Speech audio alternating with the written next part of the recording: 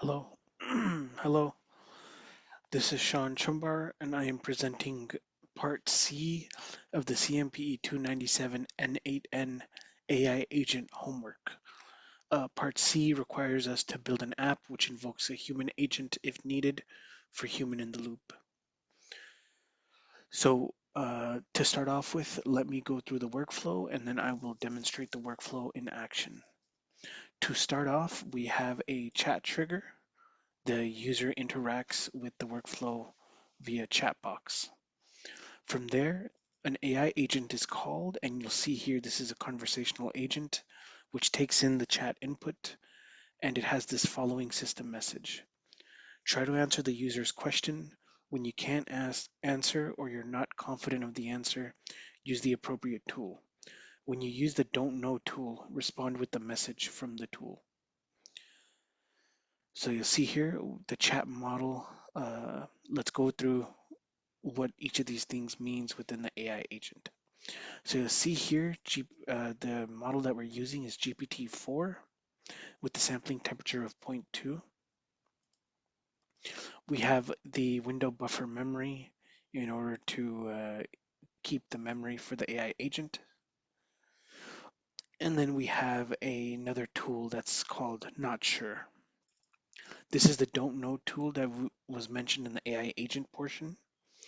So the description for this tool is use this tool if you don't know the answer to the user's question, or if you're not very confident about your answer. This tool will call the workflow that we define below and look in the last node for the response. The workflow needs to start with an execute workflow trigger. The source that we'll be using is the database. It includes the workflow ID would be the workflow ID from the JSON, and the field to return is the response. You'll see here that we have the workflow input set to chat input string, and then the chat input from the JSON. So when this tool gets called, you'll see we come down here to execute workflow trigger.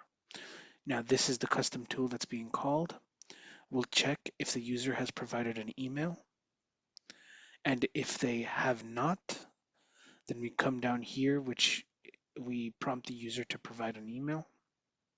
And you'll see here, run once for all items in JavaScript. And then it says, I'm sorry, I don't know the answer. Please repeat your question and include your email address so I can request help.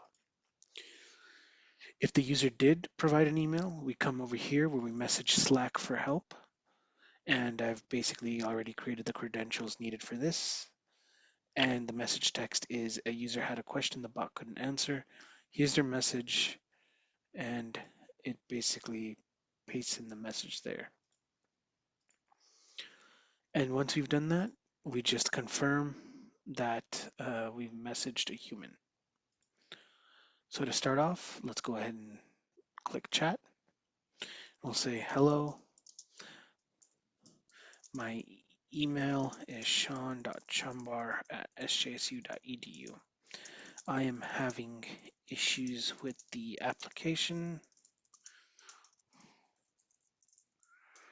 I believe I've found a bug.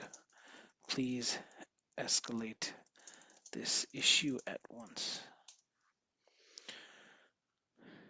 And you'll see, thanks for reaching out and letting us know about the issue. We take it very seriously and will escalate this issue immediately. We appreciate your patience and understanding. And then you'll see here, this is from a previous instance where a user had a question the bot couldn't answer. Here's their message. Hello, my email is blah, blah, blah. Can you please tell me why the application is not working? So let's try and paste this one in. Email is shawn.chumbar@sjsu.edu.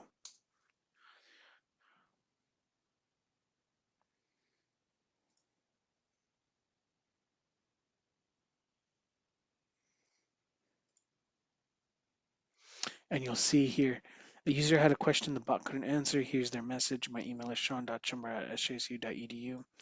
Can you please tell me why the application is not working? Automated with this N8N workflow. And you'll see here the time currently is 4:27. This message was sent at 4:27, thus proving that this works. That's been Shawn.